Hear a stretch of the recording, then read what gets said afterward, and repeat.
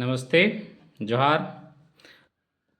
अब income tax paper के लिए अगला जो है वो टॉपिक है कि इनकम टैक्स का फाइलिंग कैसे होता है। तो फाइलिंग के बारे में हम लोग डिस्कस करेंगे। सबसे पहले क्या है कि आयकर रिटर्न दाखिल हम लोग ऑनलाइन भी कर सकते हैं और ऑफलाइन भी करते हैं, मैंने मैनुअल भी कर सकते हैं। मैनुअल माध्यम से किया जाता है। अब जनरली लोग ऑनलाइन ही करने लगे हैं, लेकिन ये भी तरीका है। इसके अलावा टीडीएस रिटर्न भी दाखिल करना ज़रूरी होता है। हम लोग यहाँ पर देखते हैं पहले एक मैनुअल रिटर्न दाखिल कैसे करते हैं। तो मैनुअल रिटर्न दाखिल करने में क्या होता है, सबसे पहला जो प्रोसेस है वह है कि हम फॉर्म डाउनलोड करते हैं।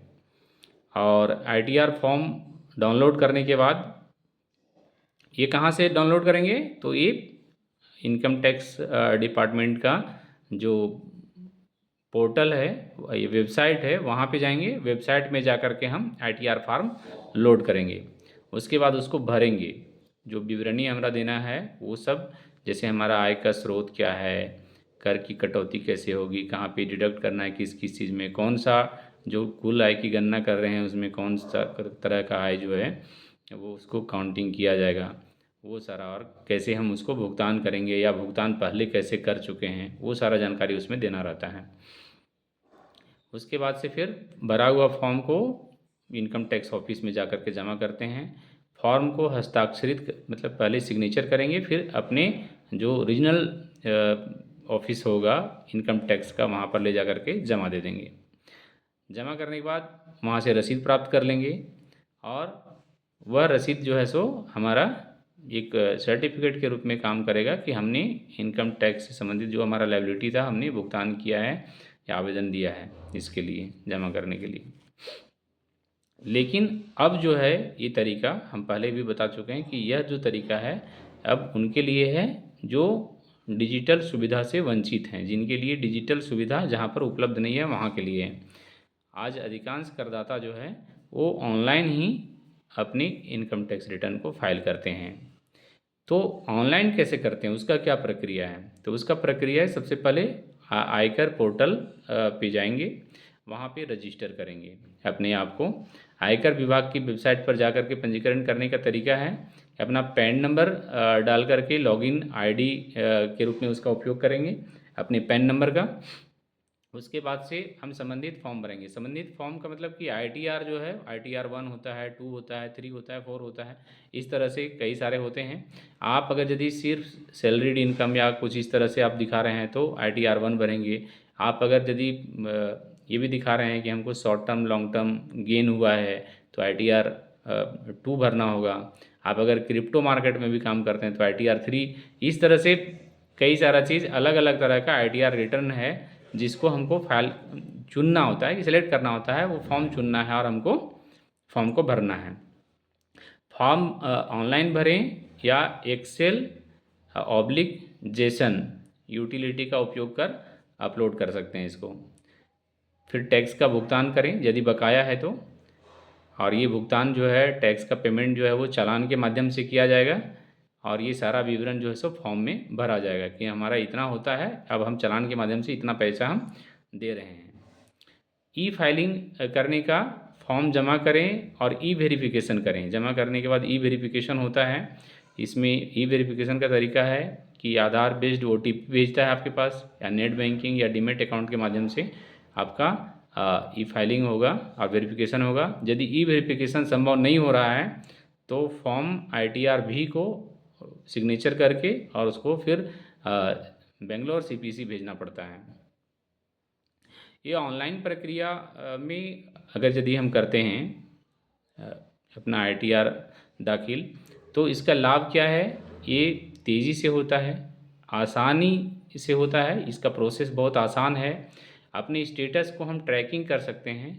और अगर यदि, चूँकि बहुत सारे लोग क्या करते हैं, सैलरीड लोग खास करके, कि हर महीना इनकम टैक्स कटवा रहे हैं और लास्ट में जब अपना कंप्यूटेशन करते हैं तो पता चला कि हमारा तो इनकम टैक्स ऑलरेडी जितना हमारा लायबिलिटी था उससे ज़्यादा दे दिए हैं, तो रिफ़ंड के लिए भी आवेदन करना होता है। तो ऑनलाइन प्रक्रिया में क्या होता है कि हमारा रिफ़ंड भी जल्दी मिल जाता है, इसमें देर नहीं लगता है। टीडीएस रिटर्न दाखिल करना, filing of TDS return. TDS क्या होता है? Tax deducted as source. TDS एक कर कटौती प्रणाली है जहां आय का स्रोत जैसे वेतन ब्याज पर ही कर काट लिया जाता है। हम लोग पहले देखें कि कई सारे लोग क्या होते हैं, सैलरीड पर्सन लोग सैलरी के समय ही सैलरी जहाँ से मिल रहा है वहीं से उसका इनकम टैक्स कट गया आय का स्रोत से ही, तो उसको TDS भरना होता है। उसको दिखाना होता है कि हमारा क्या है, टैक्स डिडक्शन हो गया है हमारे सोर्स से ही, वो TDS है। इसके लिए इसका प्रक्रिया क्या है कि सॉफ्टवेयर का उपयोग करते हैं। सॉफ्टवेयर में क्या होता है, NSDL द्वारा अधिकृत सॉफ्टवेयर, NSDL द्वारा अधिकृत सॉफ्टवेयर कौन कौन है, जैसे है TIN/FC नहीं TIN-FC का उपयोग कर TDS रिटर्न तैयार करें। फिर form 24Q, 26Q, 27Q, 24Q, 26Q, 27Q का चयन करें।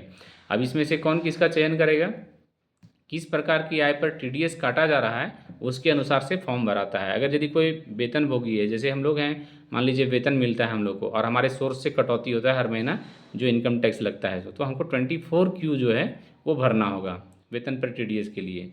अगर यदि कोई ब्याज, कमीशन ये सब उसके सोर्स से कट गया, उसका जो टैक्स होता है तो वो 26Q भरेगा TDS के रूप में।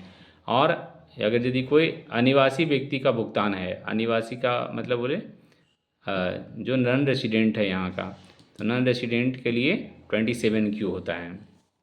फाइल करें कैसे, NSDL के वेबसाइट के माध्यम से या अधिकृत केंद्र जहाँ पर है बनाया हुआ, अभी बहुत सारा CSE वगैरह है, TDS रिटर्न वहाँ जा कर के जमा कर सकते हैं।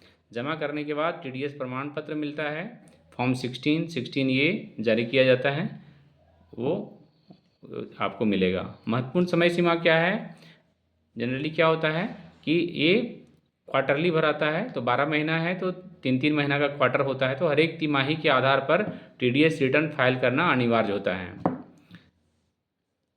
अब क्या है, निष्कर्ष के रूप में हम लोग देखेंगे कि मैनुअल फाइलिंग केवल सीमित मामलों में आज उपयोग में है। आज जनरली जो है सो ऑनलाइन फाइलिंग होता है जो अधिक सुविधाजनक है, पारदर्शी है, समय बचाता है और हमारा कोई रिटर्न भी है, रिफंड भी है तो रिफंड जल्दी हो जाता है। TDS का रिटर्न फाइल करना एक एसेंशियल प्रोसेस है, एकदम अनिवार्य प्रक्रिया है। हम ऐसे नहीं करते अच्छा नहीं इस बार करेंगे फाइल तो क्या होगा, खासकर नियोक्ताओं और भुगतानकर्ताओं के लिए, जो किसी को नौकरी पे रखा है उसके लिए भी बहुत महत्वपूर्ण चीज़ है कि वो TDS फाइल करे, बताए कि हमने फलाना फलाना अपने एम्प्लॉय का वो उसके सोर्स से ही डिडक्ट किया है टैक्स का, तो ये पता चलता है। तो आज इतना ही चर्चा की कि किस तरह से हम अपने इनकम टैक्स रिटर्न दाखिल कर सकते हैं और क्या क्या प्रक्रिया है और कौन सा प्रक्रिया सुविधाजनक है और अभी ज़्यादा यूज में है। तो धन्यवाद। और डिस्क्रिप्शन में हम सारा चीज़ को दे देंगे, जिन चीज़ों का हम वीडियो में बनाए हैं सो आप लोग डिस्क्रिप्शन भी ज़रूर पढ़ें और उसको देख करके और अपना फीडबैक ज़रूर दें। ठीक है, धन्यवाद।